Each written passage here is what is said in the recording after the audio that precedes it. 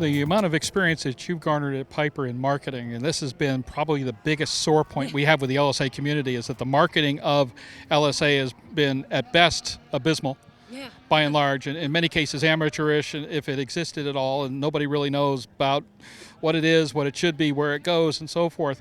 But with the experience that you have marketing everything from future jets on down, what advice would you give to the LSA community about cleaning up its act on the marketing side?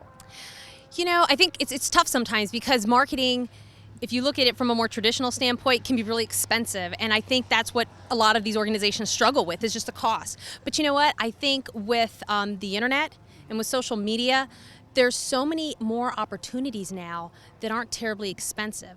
So I think a lot of these organizations need to look really closely at their brand, determine what their brand stands for. What does it mean to them, and what do they want it to mean in the minds of the consumer?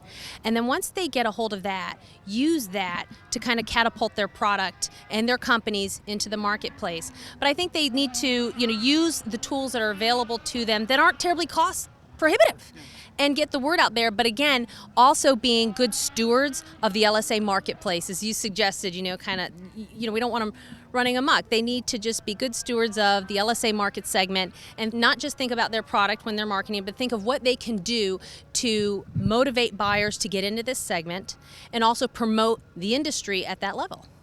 Well, one of the things that Piper did better than anybody else was take advantage of social media. We'd never seen the kind of campaign that you ran. And as a matter of fact, you actually sold airplanes right off your social media efforts. Yeah, we used, when we launched the product, we actually had a PiperSport page where you could use PayPal to pay your initial deposit on your PiperSport.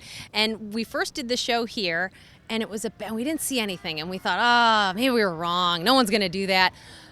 About 3 days later, I'm looking at my BlackBerry and I'm like, what is this email? I'm like, someone bought their plane through PayPal.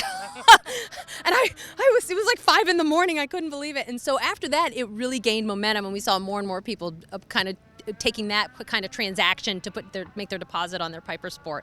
And it was a great tool, and a lot of people talked about it. We got a lot of mileage just out of what we were doing with social media. Right. Well, you became a major conversation over the course of a couple of weeks in the blogosphere about the application of social media and marketing in an area that nobody had ever seen anything like this before. Yeah, that's exactly right. And even to now, we keep getting calls from people who are doing like university projects on the impacts of social media and launching new products through social media.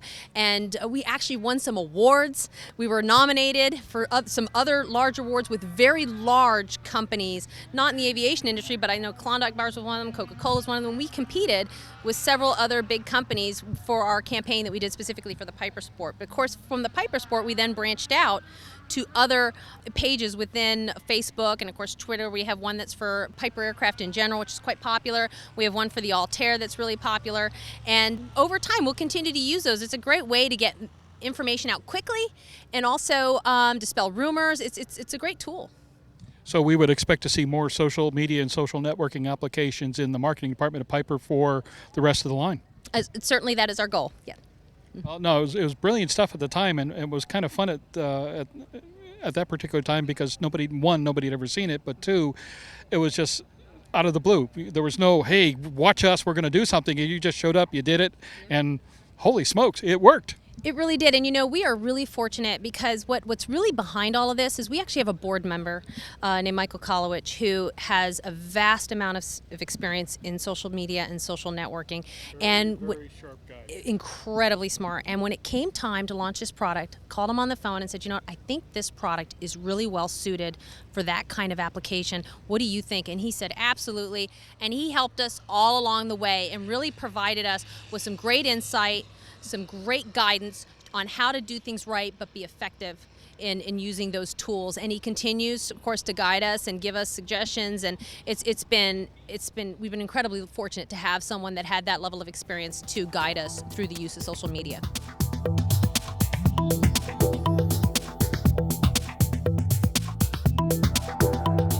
Aero-TV is brought to you by... The beauty of the Release 9 system architecture is that you have 2 fully redundant integrated flight displays. Each has access to all the systems and data. Providing full redundancy and eliminating traditional reversionary modes, Release 9 allows either display to be configured as the PFD. Now your failure modes are much more manageable because you can continue to fly with the same familiar display symbology without the need to relearn composite modes you don't typically fly with. Avidyne's Integra Release 9 is truly the next generation in fully integrated flight deck technology.